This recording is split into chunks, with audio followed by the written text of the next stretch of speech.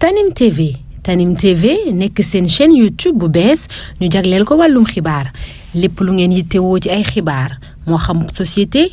politique économie ba ci biti réew lépp Tanim TV dina leen ko jagleel wàllum diine it dina am ay émission yu am solo daw leen gaaw ngeen abonné wu ci chaîne YouTube Tanim TV Tanim TV yéen rekk la fi nekkar ngir ay xibaar yu wér te wóor. mbokk yi asalaamaaleykum ñu ngi leen di nuyu bu baax di rafetlu wuy si ngeen wuy si woote bi ñu leen woo li waral woote bi nag mooy ay jeunes yu dëkk Touba juddoo fi yaroo fi màggee fi gis jafe-jafe yu am ci dëkk bi ñu bëgg cee indi ay leer wax suñu xalaat loolu nag bi ñu ko xalaatee ñu dajaloo daal di tudd mouvement bu tudd jóg defar ñu ko jiite nag ay ndaw yu dëkk Touba la ñoo ci nekk juddoo fi yaroo fi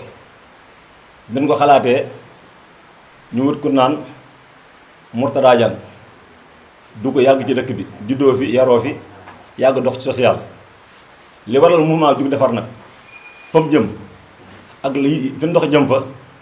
ak li waral mouvement bi jóg Mourtada dana ci indi ay leeral kon li ci des leerale fi mouvement bi jëm dana jox Mourtada mu leeral ko mbooloo bi jóg defar Abdou Seye kon ñu jox kàddu gi Mourtada. Merci beaucoup monsieur Seye. Chers jeunes, population de Touba, une citoyenneté sans engagement politique est un corpus vide sans substance. De par cet adage, nous voulons rappeler aux populations de Touba, aux élus locaux et autres acteurs politiques que la gestion de la cité est inhérente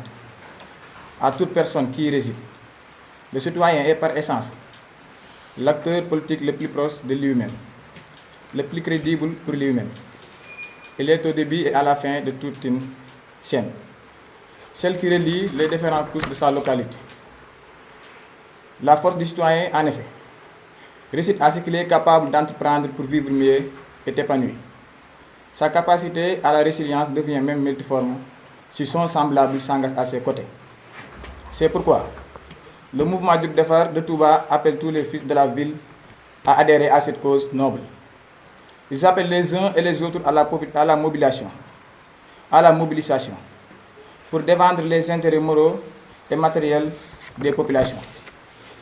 Il ne s'agit pas de trouver des compromis avec des politiciens, mais de trouver des solutions à l'anarchie qui règne dans la ville. Il s'agit par-dessus tout d'éveiller les consciences de la scène citoyenne. À vous les différentes têtes de liste des coalitions du département, nous vous disons que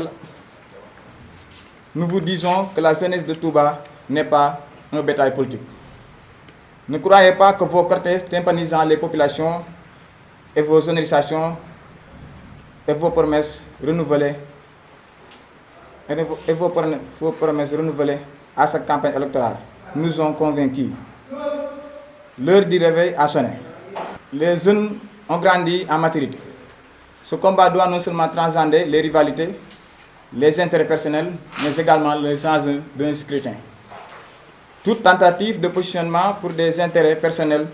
doit être proscrite pour ne former qu'un seul bloc face à l'insécurité. Le chômage des jeunes, les inondations, à chaque hivernage, l'éducation, la santé, la formation et le financement des jeunes et des femmes.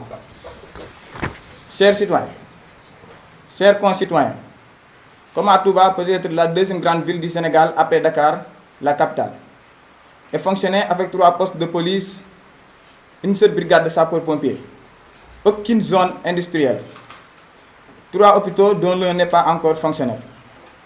un plateau médical qui laisse à désirer. Peut-on rester indifférent face à cette situation? Bien sûr que non. Ces défis ne sont pas insurmontables.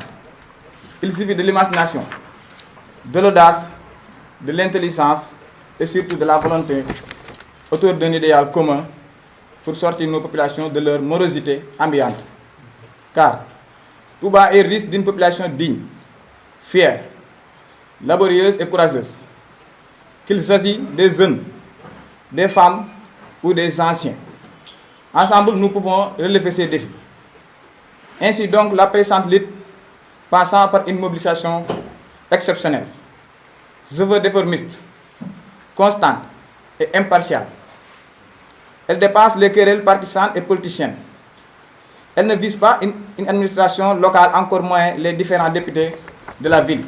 qui à travers leurs démarches se sont rendus impopulaires et insoucieux des préoccupations des politiciens, des populations. Bien au contraire, notre combat rejoint les principes de bonne gouvernance territoriale. Nous voulons appeler à l'unité et au changement de paradigme. Il n'y a pas de plus beau cadeau de la part d'une administration locale que d'offrir à ces populations toute la quiétude qu'elles méritent. Sécurité, bien-être, éducation, santé, travail, entre autres. Cette marche pour l'épanouissement des populations de Touba n'est que le début d'un processus long et tortueux. Seule une synergie nous permettra d'atteindre les objectifs fixés. Vive Touba, vive Diouf Defar, on vous remercie.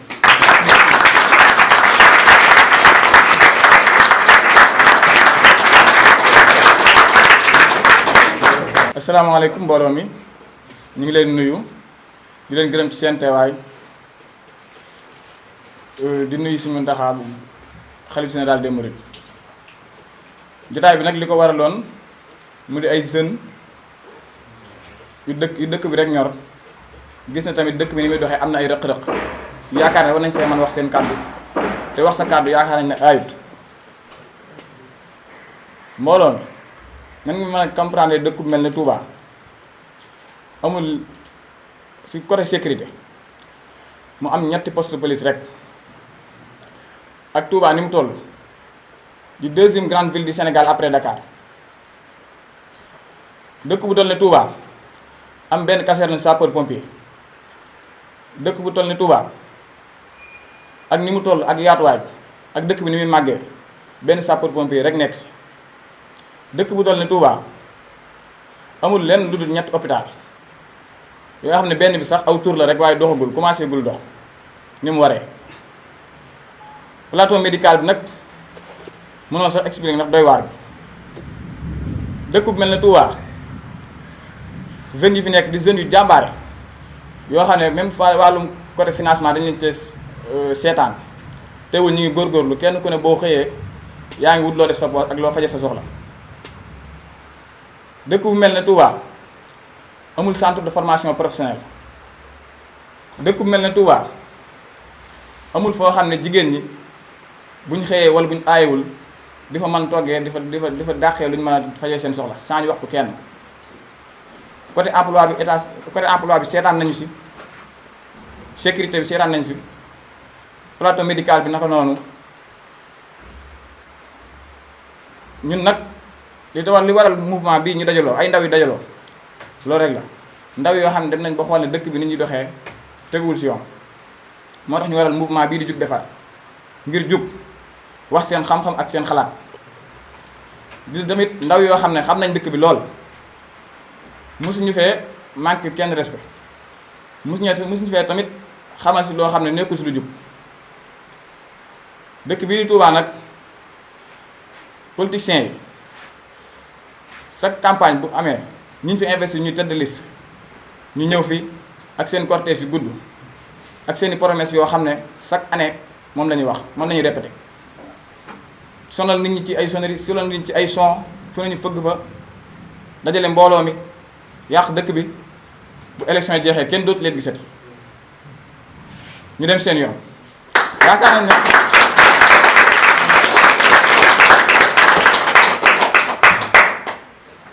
yaakaar nañ ne bu campagne bi jeexee pare nañ si nit ñi bu campagne commencé laata ñu ñëw commencé naan dañuy def social dañuy def fii dañuy duggulee te li ñuy def gëmuñ si dara politiciens yooyu nag nañ xam ne ndaw ñi màgg nañ ndaw ñi yeewu nañ léegi kenn dootu leen nax jërëjëf journalistes yi ñu ngi leen gërëm ci seen teewaay ak seen disponibilité. Tanim TV nekk seen chaîne YouTube bu bees ñu jagleel ko wàllum xibaar lépp lu ngeen yittewoo ci ay xibaar moo xam société politique économie ba ci biti réew lépp Tanim TV dina leen ko jagleel wàllum diine it dina am ay émission yu am solo